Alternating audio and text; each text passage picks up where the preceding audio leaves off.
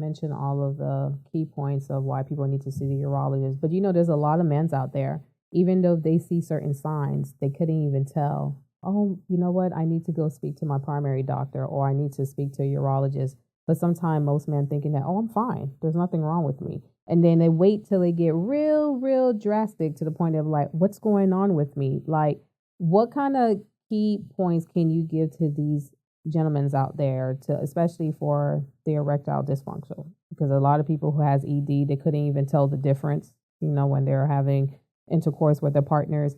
How how can you tell these, because it's all ages, because there's no, most men thinking that, oh, you got to be over 50 and then that's when your ED is like, certain things going on. But some kids like in the 20s and the 30s and they have ED dysfunctional.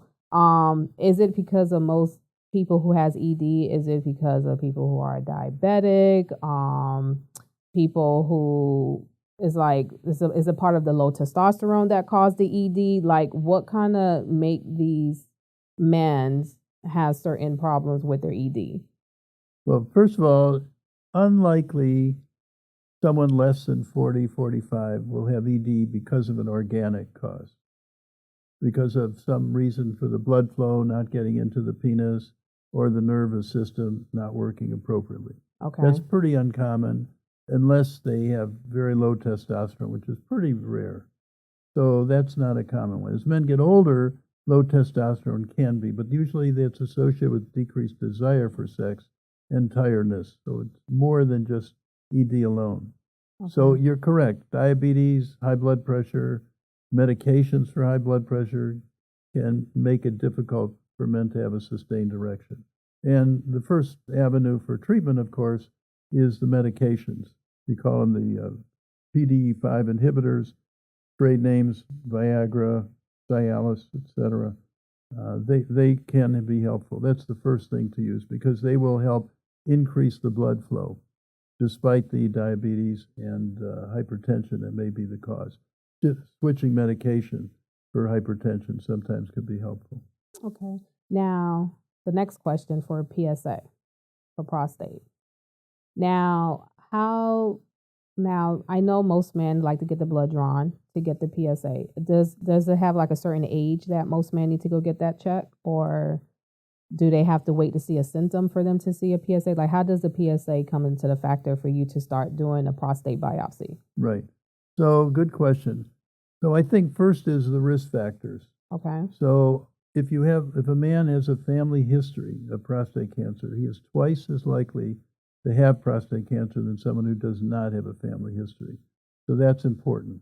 Okay. African Americans, for reasons we totally don't know, have a higher chance of having bladder cancer, prostate cancer. Okay. For instance, Jamaica, I know they've done a lot of studies there. Prostate cancer is clearly the number one cancer in Jamaica. Okay. And unfortunately, men in Jamaica tend not to get tested as regularly. True. Partly they're afraid of the digital rectal examination, but the PSA is really by far and away the best way to make an early diagnosis.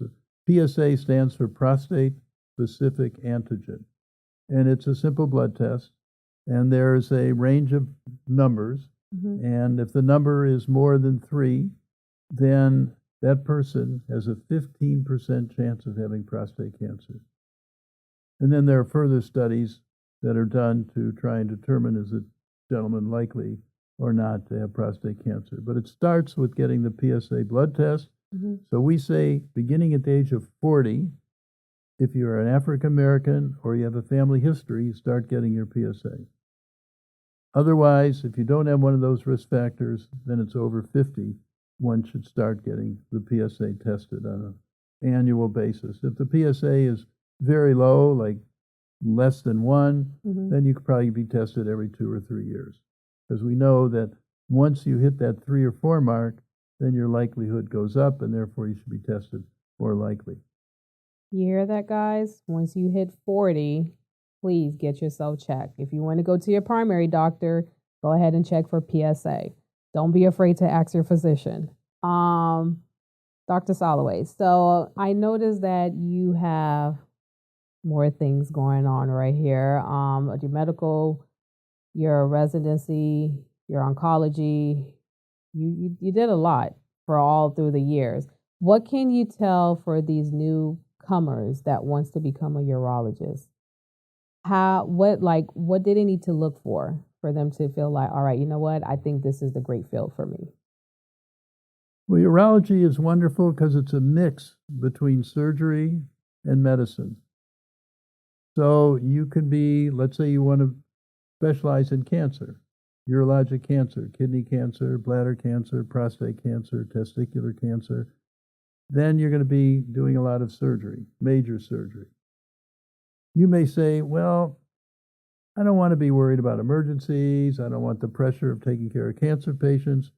Then I will do male health. So then you're going to concentrate on testosterone, infertility problems, totally different subspecialty.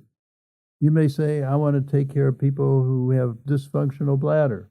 That's another subspecialty. I may want to be a pediatric urologist. I'll take care of kids with a whole lot of variety of problems that kids have, recurrent infections, other congenital problems related to their development.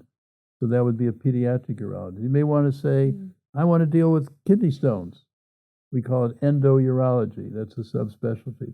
So one first has to want to take care of the medical problems and surgical problems all within one specialty.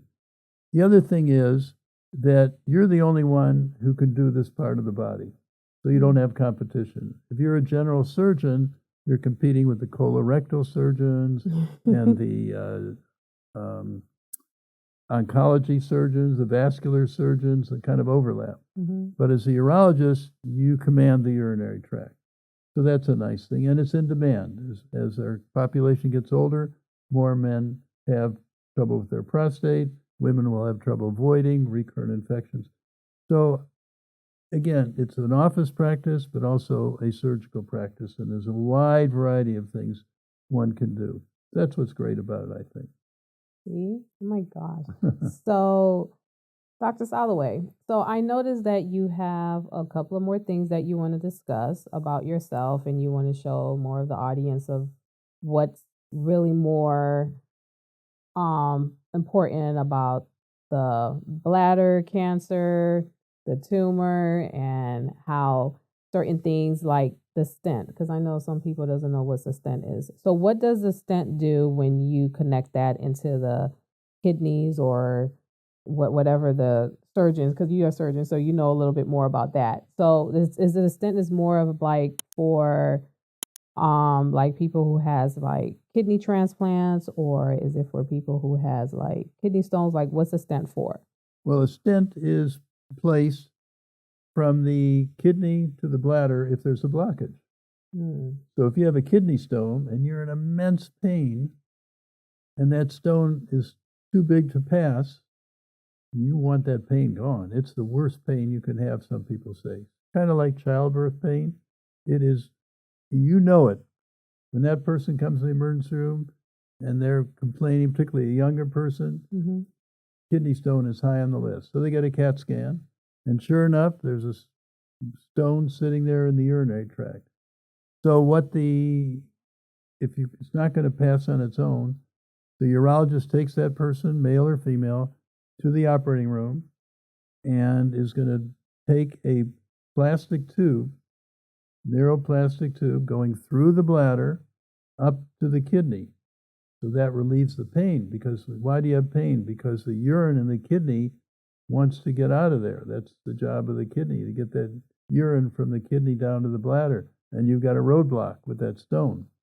So the stent will bypass that if you can't fracture the stone. There are ways of fracturing the stone, but even then, there's trauma involved. So you want a plastic tube called a stent, S-T-N-T, and then that stent will later come out once the area is healed. Wow. You hear that? So give us a little bit more overview about you, how you became the urologist and all the stuff that you have been doing, and just let everybody else know that who Dr. Mark Soloway is. Well, I already told you pretty much You surely did. Key parts of the story. I don't know how to elaborate anymore. I mean, it's a long road, but a great one. It's a lot of effort and work, but it pays off. I mean, to help people who are vulnerable come and see you every day, vulnerable depending on their problem. But obviously, anybody going to a physician has some concerns. Even if it's a general checkup, you don't want to hear anything bad. So a urologist has a very important part in people's lives. And it's fun to talk to them. And I enjoy sitting in the office and learning about their life. Once I can get over, if it's, let's say, if it's a new diagnosis of prostate cancer, of course, we're going to concentrate on that. That's what they're there for. But once you get to know the person, I've learned about every possible job there is, from pilots to mechanics to civil engineers, you name it, athletes, etc., because you are sitting in a position where they're a little bit vulnerable, and to get them to talk about what they do is, to me, a privilege, because I learn a lot as well. So what's the difference between a prostate cancer and a bladder cancer? Well, it's totally different thing. So maybe we should go a little bit into the anatomy. So here is a view of the side view, if you will, of the male anatomy. So the bladder is situated in the lower part of the abdomen. We call it the pelvis. Okay. And the prostate is a gland that produces a seminal fluid that's located between the bladder and the urethra, the penis. And the urine goes through the middle of the prostate. Okay. So that's important to know that anatomy. In the female, there is no obstruction because the urine, which sits right in front of the uterus, there's a very small tube, the urethra tube. And that's why it's important to remember that it's short. So that's why women may be more prone to urinary infections. So men don't get urinary infections unless they're not emptying the bladder. If the urine sits there for long periods of time at body temperature, a few bacteria are going to quickly multiply and they'll get sick with the urinary infection. But that bacteria has to travel a long way through the tube, the urethra, inside the penis. So it's not likely to do that. Whereas the woman, if bacteria around the perineum, the area for instance, from the vagina, they can get in the urethra and doesn't have a long way to go. And if it sits in the bladder, that's why they're more prone to get an infection. So the anatomy is quite important to know. So one of the things we deal with, you say, why do people go to urologists, is trouble urinating. People, for instance, can have burning with urination. And that's usually a sign, not always, of infection, but all you have to do is look under the microscope or take a little. People can go to their local pharmacy and get a little paper stick, put it in the urine, and it'll tell them right away whether they have an infection or not. And then if they do, of course, they go to the urologist, find out what kind of infection, and they're placed on antibiotics. But burning can also be a sign of a more serious illness, so that's why you shouldn't just take antibiotics only on your own, particularly if it doesn't go away very quickly. Rarely it can be a reason for cancer of the bladder. But of course, out of 1,000 instances of burning with urination, technically we call it dysuria, burning with urination, the greatest percent are due to infection and not to cancer. Urinary frequency is another thing we see, people getting up at night 3 and 4 times, and that's pretty common. And unfortunately, a lot of people don't realize if you drink 4 cups of coffee a day, you are going to urinate plenty. It's amazing to me how often someone will come in, a really bright person, who come in and say, my problem is I'm just urinating every 2 hours, day and night. I said, well, a couple of questions. First of all, do you drink anything with caffeine or take pills with caffeine, like Red Bull and stuff like that? And they said, oh yeah, 3 or 4 times a day. I said, hello. I mean, caffeine is a diuretic. You might as well just taking a diuretic pill. Stop that, and then you'll come back and see me if you're still urinating frequently. Or they may be drinking a gallon of water. Yeah, drinking a gallon or 2 of water. They think because so many doctors say you got to drink a gallon of water. Yeah, a day. you're going to be dehydrated. That is crazy in my view. You do not need to. Your kidneys will tell you when you're thirsty, you drink. If you're not thirsty, your body's telling you yes or no, you drink water. So it's not suddenly people are falling over on the streets being dehydrated. So that's another one why people Having issues of Yeah, urinating frequently. exactly.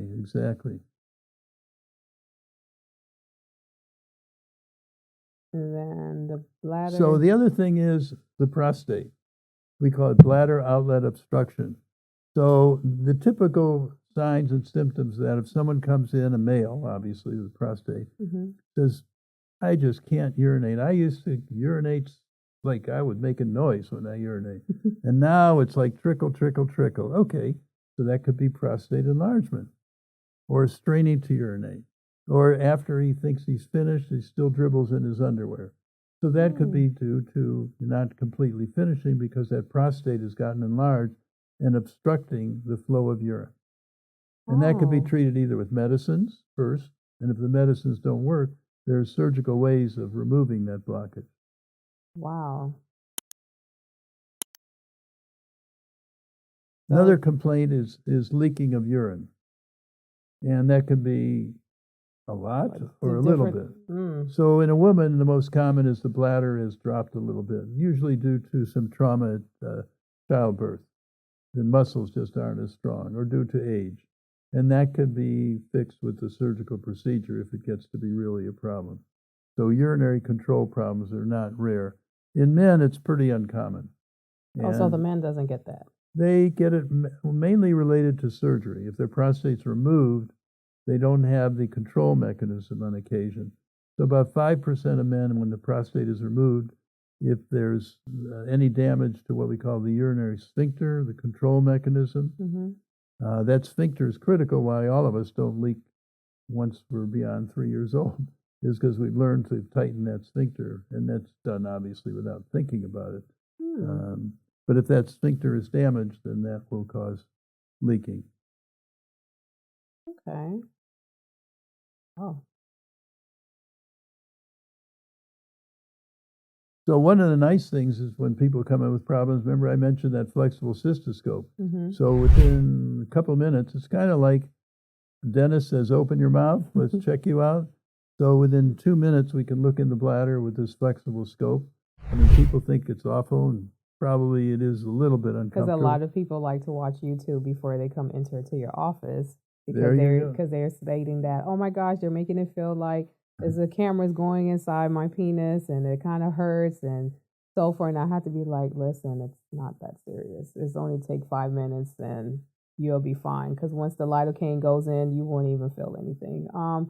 But yeah, that I'm not gonna lie. Sometimes when you're looking at the scope, you're thinking it's gonna really hurt, but it's a very thin camera, and it's amazing just to see inside your bladder. And I always like to tell patients it's good to look inside your bladder. It's a one-time show because you don't even know when you're gonna go back in there to look at it. Right. But some patient doesn't like to look at it. But I'm kind of pretty amazed how you start off with the cystoscopy with the scope, and you could actually do a lot of things with this, and it's a very unique equipment for a physician like you to create this for other physicians to use. And some of the things that can be visualized is what the bladder looks like. And occasionally we have patients take a picture. Of Next the bladder. slide. Next slide. Okay. So they can actually just take a picture of the tumors and stuff like that. Yeah. I think it's good to allow the patients to look at it. And then once you start taking pictures of the tumors and then you show to the patients, this is how your tumor looks and so forth and so forth. So that's when you decided to make a decision if you want to start a surgery to remove whatever that's in that tumor. So once you make that once you decided to do the surgery, the patient just go home the next day, or they go home the same day, or it just depends. At the time of surgery? Correct. Almost all go home right after the surgery. Yeah. The same It's an day. outpatient. In other words, we look in the bladder, we see the tumor, then we schedule them for surgery. Correct. Or, as we mentioned earlier, sometimes we just cauterize that little tumor there. But most of the time we don't do that because we need to take out the tumor to see the grade and how extensive it is, whether they need subsequent treatment.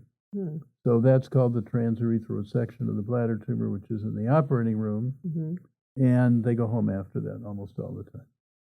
And they could just go about their happy life right after that. Yes, their happy life. Yeah. Darn, that is Yeah. okay. Yeah. And then that's when did the chemo start kicking in? You mean the chemo in the bladder? Yeah, well, like where'd that come into factor? That depends. If someone gets persistent tumors, they keep coming back, then we'll put chemo inside the bladder to help prevent the next tumor from coming back. It's a preventive, if you will. Try and avoid a tumor by bathing the bladder in this chemotherapy to kill any new cancer cells or residual cancer cells in the bladder. Wow. Okay. Switch slides. Well, I think he left us. I think so. Well, I just want to say, is there anything that, you know what? I have this question here that I am so interested to ask you. And I was just, thinking, I mean, you did give a lot of few points about your whole life and everything. And then I appreciate, every thoughts and how you help other um urologists, the upcoming urologists to come out here to do their job and do what they need to do. I mean, without you, a lot of them won't be who they need to become today.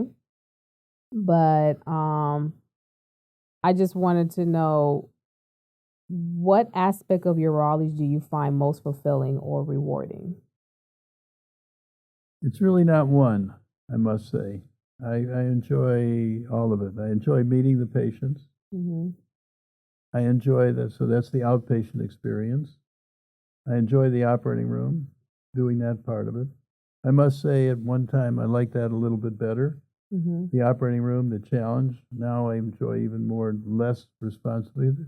Being in the operating room, if you're good at it and you take it to heart, is you just have to be on your A game and really perfect.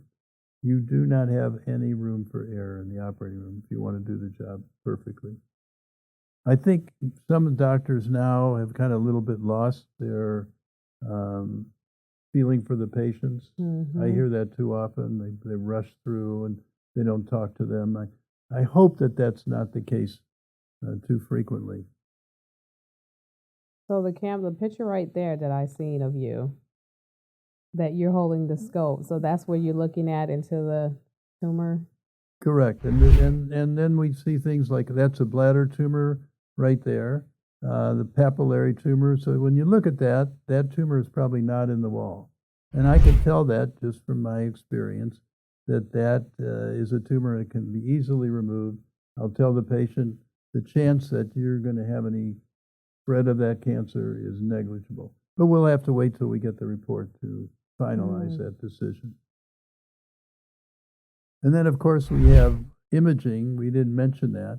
If a patient has blood in the urine, we're going to want a CAT scan. And you'll sometimes see an area that doesn't fill the bladder. Mm-hmm. There'll be a little area there, so you know that's a tumor. CAT scans are very important, and that's just sitting under the machine, and you get a very nice image of the urinary bladder. That's called a CT or CAT scan. Mm-hmm. And there we can find, let's say if you have blood in the urine. So there we're going to look at the kidneys, we're going to look at there any stones. It'll tell us how large the tumor is if it's in the kidney, if the kidney's not draining well. So all of that from the CAT scan. So that's really a critical aspect of the diagnosis for someone with a lot of these problems and complaints that might come in. You mean blood in the urine visually, or are you talking about microscopic? Well, that's now a whole different. It's all different factors. Right. If you see blood in the urine, then you're probably going to find something very important. Okay. As a rule, even if it's just bleeding from the prostate's enlarged. If you have only blood that the primary doctor says, well, we looked at your urine, you have a few red blood cells, the odds that that is a serious problem is very low. Okay. And then the ultrasounds. So an ultrasound is another way of imaging the kidneys. A lot of times that'll be our first study to avoid the radiation effect of a CAT scan. So we'll do an ultrasound. That most women are all familiar with ultrasound if they've had a pregnancy.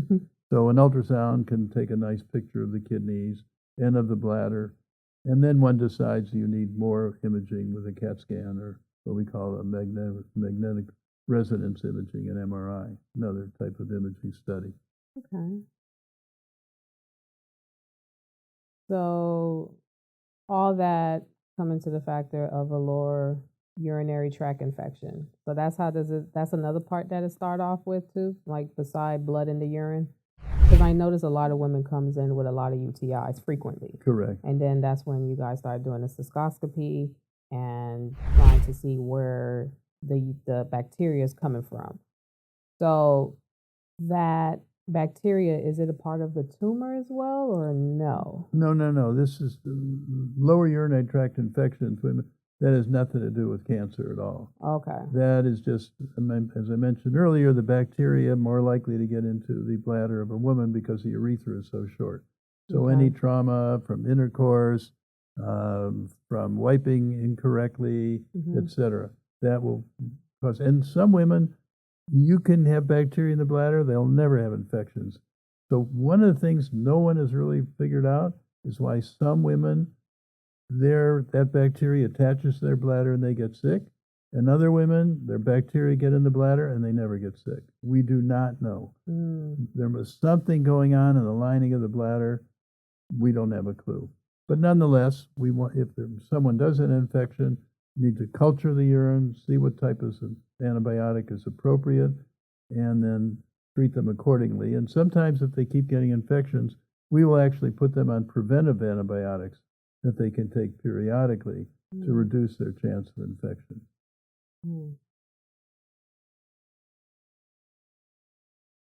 And we've already talked about the prostate, etc. And then the bladder change. Yeah, and then the rest is pretty much about bladder tumors. So overall, Dr. Soloway, I am so honored to have you here on this platform.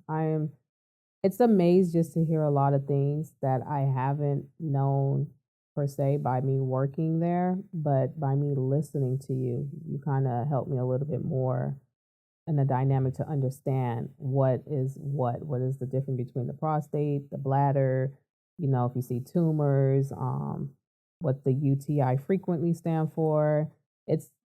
Now I kind of understand a little bit more in different directions. So now when I do have conversation with the patients, it's not my job to be telling them what is what, but I will understand on the back of my head of the conversation that you bring here to the platform, be like, okay, so this is the next step that maybe that physician might end up doing next and stuff like that. And not just for the patient, but for me as well. So I could monitor myself and to understand if I do see any signs, I know where to go to speak with my physician, and then my physician could tell me from there what I need to do next. And ladies, if you're out there listening, if you see any signs of frequent UTIs, blood in the urine, any pains, because sometimes, like he mentioned, sometimes it could be like kidney stones, but all that, and the factor is when you start doing a dipstick or sending out your urine just to see what's going on. From there, the physician will understand what's really going on. And far as for the male standpoint, which you guys have a lot, if you have any problems with ED, low testosterone, PSA, any other thing that you want to say about the guys, like we need to look out for? No, I guess it really depends on their age. Urinary problems, obviously, if you're having cut down on the caffeine and still have a lot of frequency, then you might want to see a urologist. Really, the main message is for men over 50 to have a regular checkup, even if it's your primary doctor, that's fine. Know what your PSA level is. I think I'm impressed that most men now, because of the publicity about PSA, I mean, you have so many famous people that have come out who have had prostate cancer. Joe Torre was one of the first. Arnold Schwarzenegger, the general. Even now, many famous people have come out with prostate cancer, almost like a badge of courage, like breast cancer in women. Look how many famous movie stars, etc. I mean, to me, it's courageous. They'll come out and say, I have breast cancer, I had a mastectomy, to let other women know to go get your mammogram, etc. So likewise, men have come out and said, I have prostate cancer, and here I am 10, 15 years later, and I'm fine. Go get your PSA checked. However, bladder cancer, which we talked about, I wrote an article, there is no poster boy for bladder cancer. There is no famous person that I know of that's come out and said they've had bladder cancer and you need to, if you have blood in the urine, get checked. Maybe they do, but I think a lot of people is not speaking upon that. That's what I'm saying. Yeah, it's the same thing like ovarian cancer. There's a lot of people does not talk about that as well. And, they're making it feel like it's common. But I think that if we all united and get together and start bringing that out there to the surface, then it will help, people out there to understand when you do see any of these signs, please get yourself checked. Like, don't sit back and wait till they get worse. And then now you expect a miracle supposed to happen less than the moment you entered to the physician office.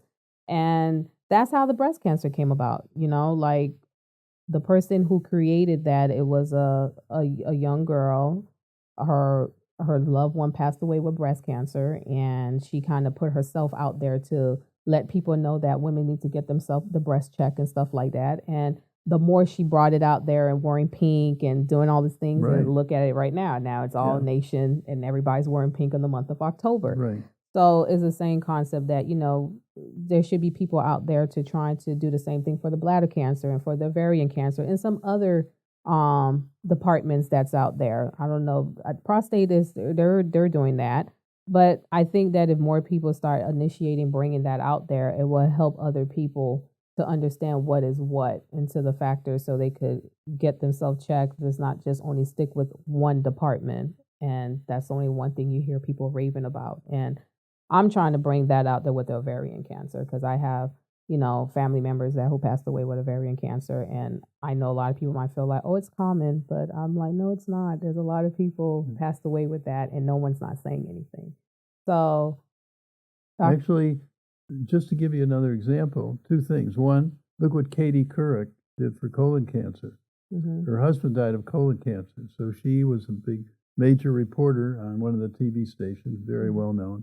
And she said, I'm going to do something.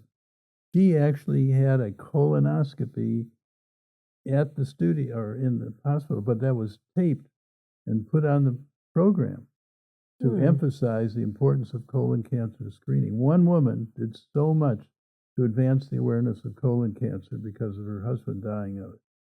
Getting back to bladder cancer, the King of Norway has had his bladder removed for bladder cancer, and no one talks about it.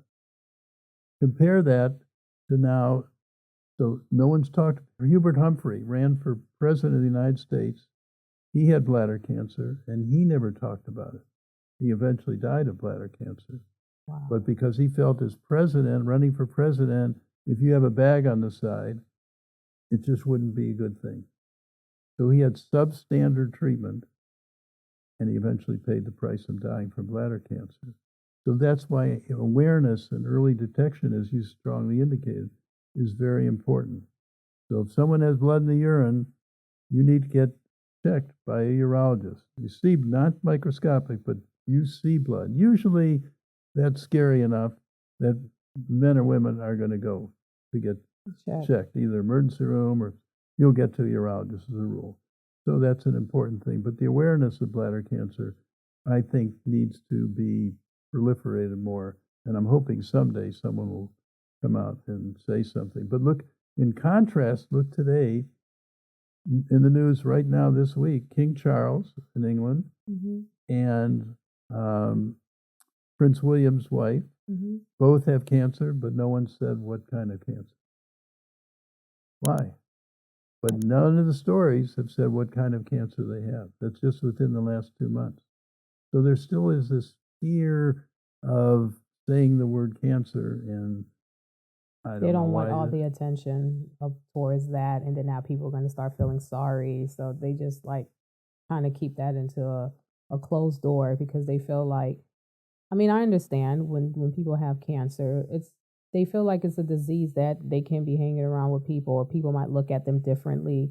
But I always tell them, it's just a name. At the end of the day, you got to make yourself happy. because if you're sitting back and you're not happy, you're basically making the cancer going worse. You got to learn how to be positive. If people want to be around you and they want to have, do certain activities, enjoy your life. Don't close yourself centered, be like, well, I have cancer, so let me just stay in the corner and don't bother nobody and then sit here and cry and then be wondering, why do I have this type of disease?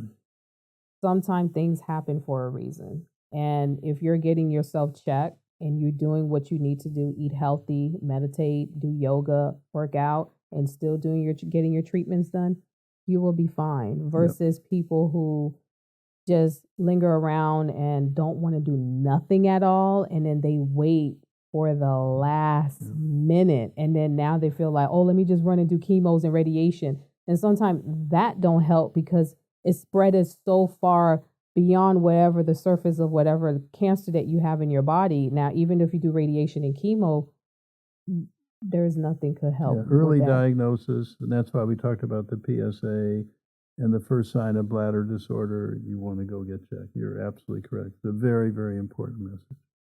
So guys, if you have, I'm so drawn because I have Dr. Soloway here. So I just want to say, Dr. Soloway, thank you so much.